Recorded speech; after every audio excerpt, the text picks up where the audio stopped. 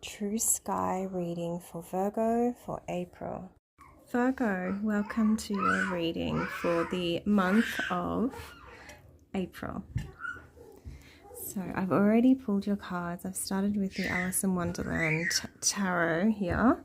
At the bottom of the deck, we have got the Eight of Spears, which is equivalent to your Eight of Swords. So that's the underlying shadow of the deck theme we have going on here, which does give a feeling of being trapped or limited and restricted in some way. The first card that we have is the Page of Spears. So this is an ideas man. However, I wouldn't say man, it's a younger person. The page is quite young, so we're talking child up to maybe late teens. It can also represent a message, new ideas, and also the advice is to be patient with yourself and use any mistakes as learning opportunities at this time. So the next card we have is for April for Virgo is the World. So this is a card of completion. It's also a card of success. So it's a successful completion type of card. It says that the ending, completion is satisfying, and also it can represent a long journey as well. So it can have a link with travel. However, the Chariot's not here. Anything in the travel cards. It says joyous breakthroughs, learning many lessons along the way, reaching your destination wiser, accomplished, and to enjoy your success. So that's interesting. The next card we have is the Ace of Spears, which is equivalent to the Ace of Wands. And in this deck, not wands, swords. In this deck, the spears are represented with the swords. So the Ace of Swords definitely represents new ideas, breakthroughs, inspiration, brainstorming, and that it's a great time for strategizing. The next card, we have another page. So we have two pages here, which potentially could mean two children. The Page of Teacups, however, is a lot more gentler natured than the Page of Spears. So they are kind and loving. They can be a bit naive. However, they are optimistic and imaginative. It can also represent new opportunities in love and friendship. The next card we have is the Eight Hedgehogs.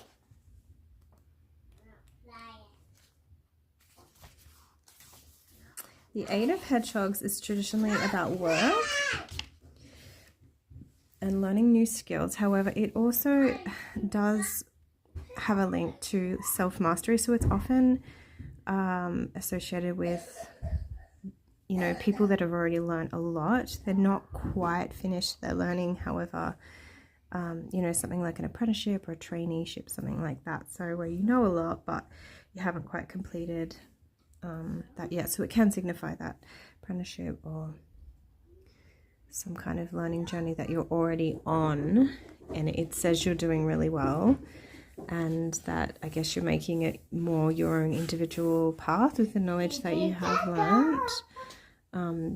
To take pride, repetition, and dedication build skills that will greatly benefit you in the future. So it's also about that practicing of those skills.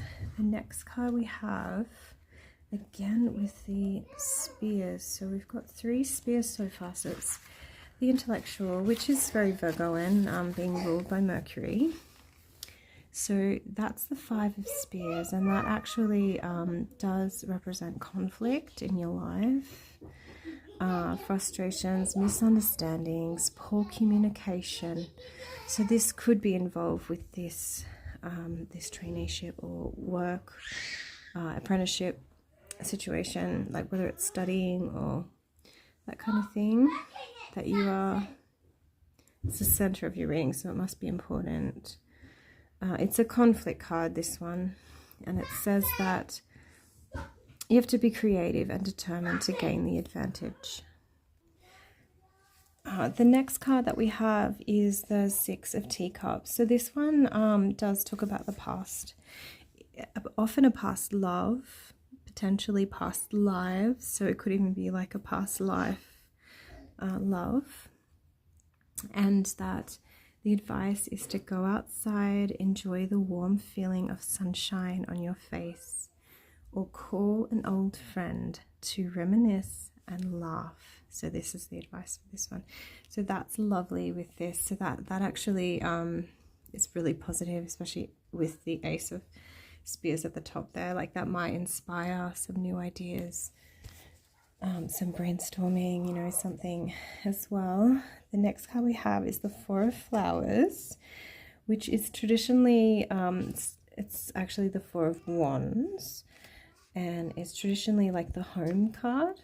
So it's often about a safe home, stable, and it's a very positive card, exciting, celebratory, potential family reunion, housewarming party, birthday or celebration.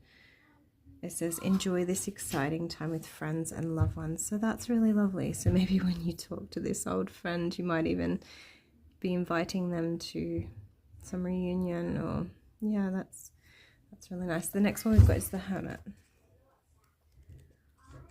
and the Hermit is, it's an introverted type of energy card. It's more about spending time alone and looking for the answers from within. So it says that make room for a bit of alone time, and introspection will do you a world of good.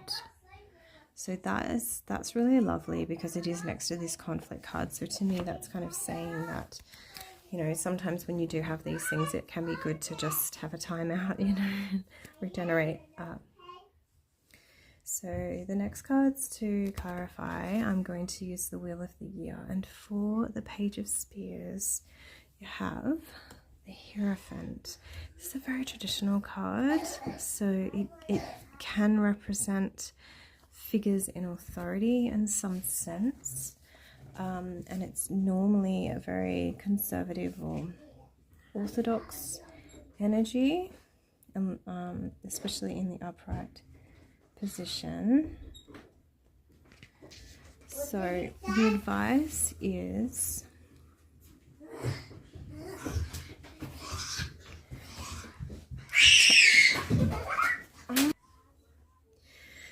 okay, so the advice is turn to experienced teachers and authority figures for guidance now that you have lessons to learn. So that's interesting with this Page of Spears energy. It's definitely on the intellectual level. Okay, so we've got the Knight of Chalices to clarify the world. So there's a completion here, but then we've got this, could be a new love. The Knight of Chalices can signify a new love, so they would be a younger, not like up to like, you know, maybe 30s, you know, 20s to 30s, something like that. They wouldn't be that young, but not as young as the Page. And they're a charming person with a dramatic flair, known for their chivalry, first to open the door for you or shield you from the pouring rain. Advises you to get in touch with your emotional creativity, pen a love letter, write a song, or redecorate in a way that inspires you. Beautiful. So the next one we have to clarify. Oh, the High Priestess. This is for the Ace of Spears, the High Priestess. So the High Priestess is a very mystical lady, or feminine.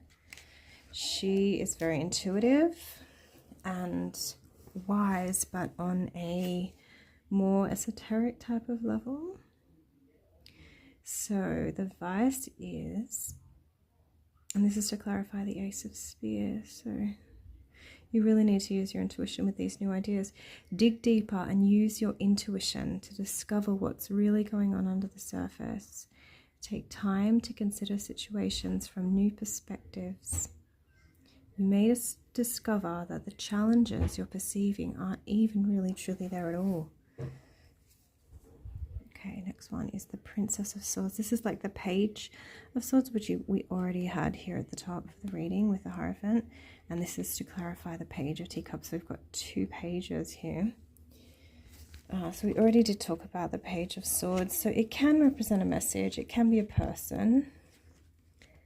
And this is to clarify the Page of Teacups. So we've literally got 2. However, it could mean that this person with the Page of Teacups could be a water sign. And this, with this spears or swords, could be an air sign.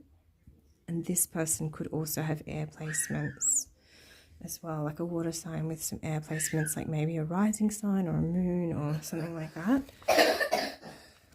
The next card we've got, oh wow, for the center of the reading, the Fool. So this is to clarify the 8 of Hedgehogs. So this is about this work learning opportunity, and the Fool is a new journey. So there's a new journey happening. Even though there is much that's been learned along the way, there is a new journey, a new adventure that's beginning at this time. So this is the central theme for this reading, so it's very important. It ties in the whole reading, so all the cards relate to the central card. And the advice is,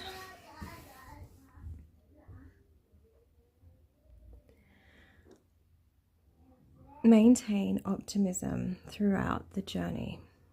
Its challenges will teach you important lessons, and its triumphs will open your eyes to a whole new wonderful perspective on life.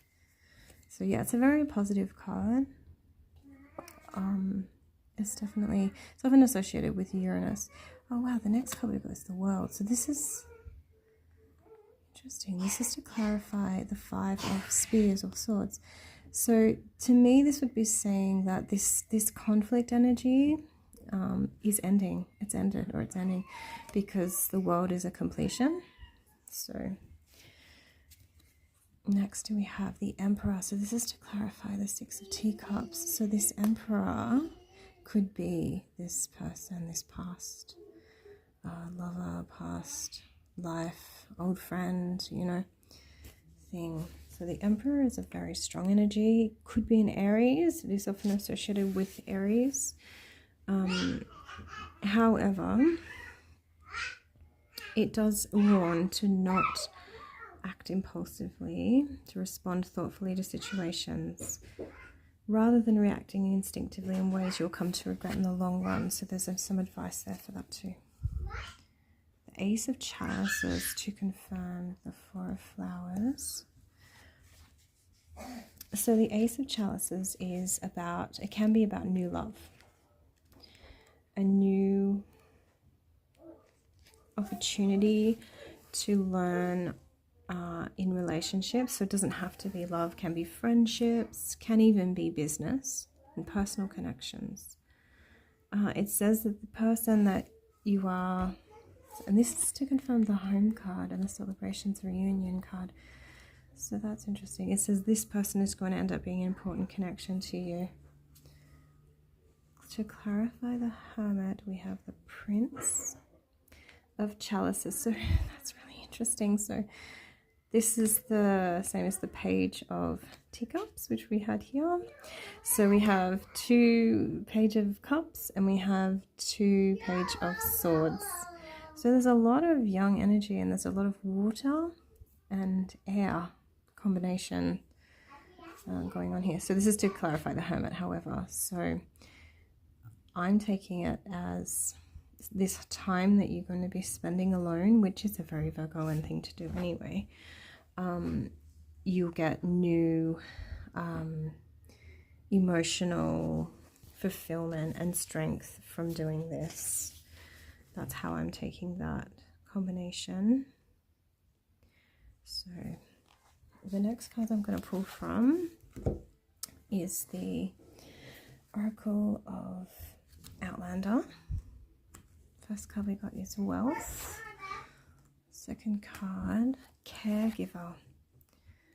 Third card, Artificer. And the fourth card is Judgment.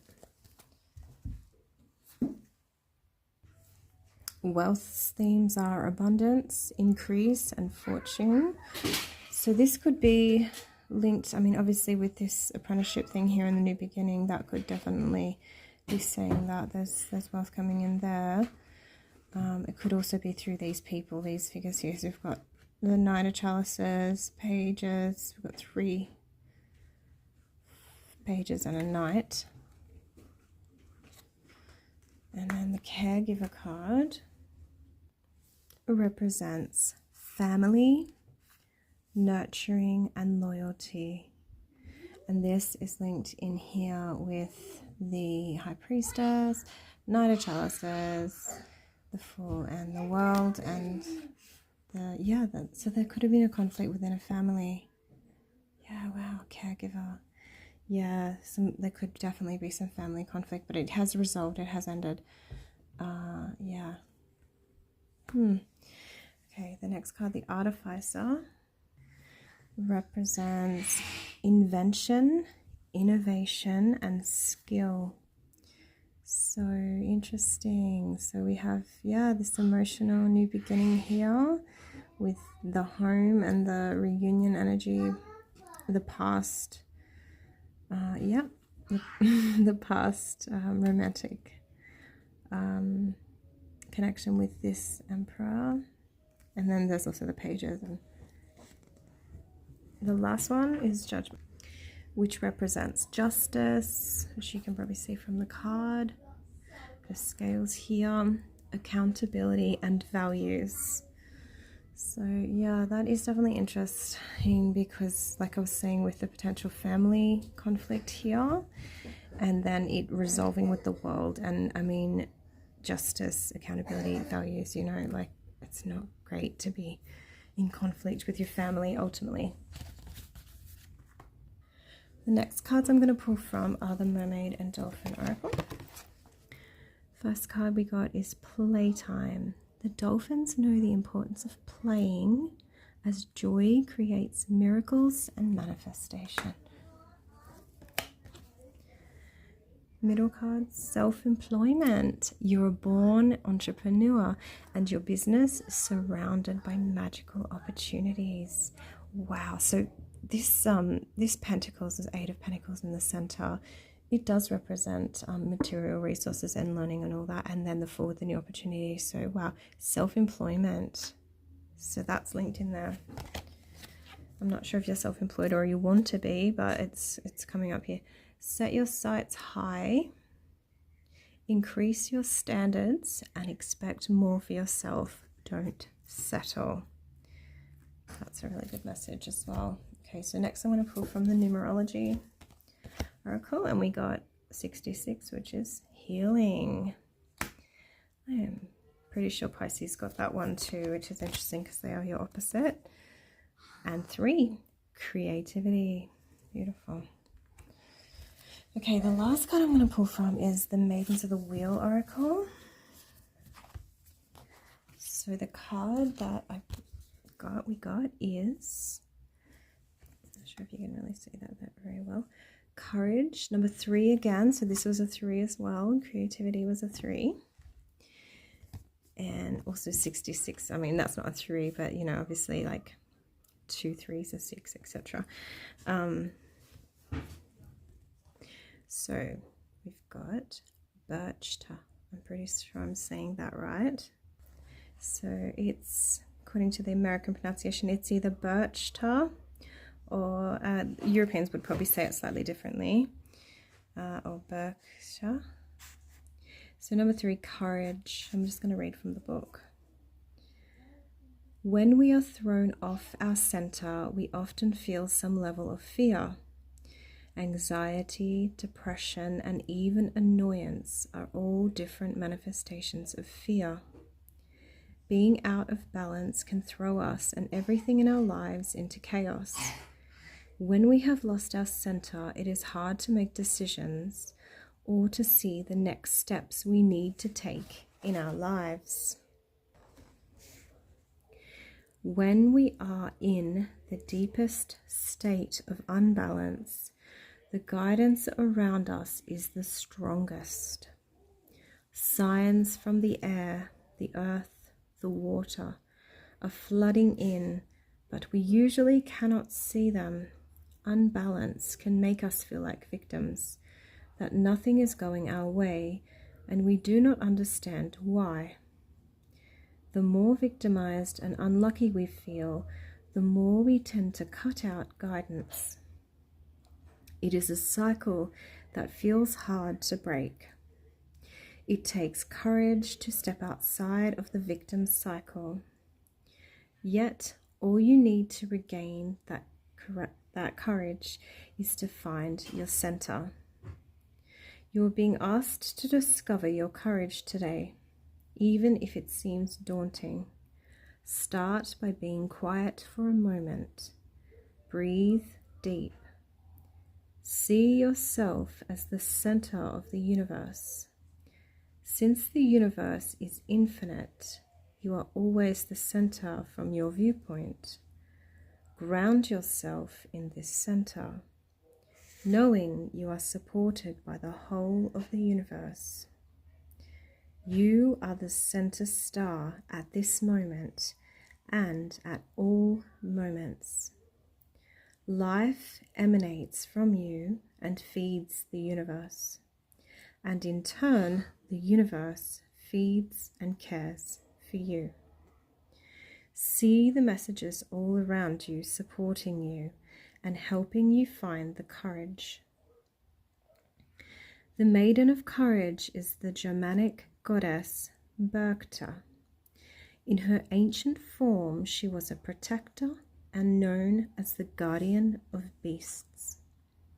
She sends out her animal friends to connect with you and let you know that you are not alone, you are not unlucky, and there is nothing for you to fear. You are courageous here in your center. That's really beautiful message there, Virgo. So at the moment, astrologically, there's not a lot going on in your sign. However, there is, planets in your sign. There is potential aspects between some of the planets with your sign. Like obviously Capricorn in the true sky is in Capricorn. Pluto in the true sky is in Capricorn, which is trine to Virgo. So potentially you could be having some Plutonian energies aspecting your Virgoan placements. Also, we have a lot of planets at the moment in Pisces. So for this month, there is a lot of that energy that could be opposing you, because obviously Pisces is the opposite of Virgo. So it could be a bit challenging of a time, but also very transformative with the Pluto. Also, the current true sky Uranus is in Taurus, and Taurus is also trine to Capricorn. So to Virgo. It is trine to Capricorn, but it's also trine to you, Virgo. So potentially, depending on whereabouts in Virgo your Virgo placements are, this Uranus energy could also be trining to some of your placements, which obviously would bring a very transformative energy and very, potentially destructive, however, more on a catalytic level, where it's like, and especially with the Pluto, this Pluto Uranus energy together, wow, really powerful. This is obviously what the world is currently going through, but it could definitely be aspecting Virgo quite well. So this is your reading for April, Virgo. I hope you have a great month ahead, and I will be back again soon. Thank you. Bye.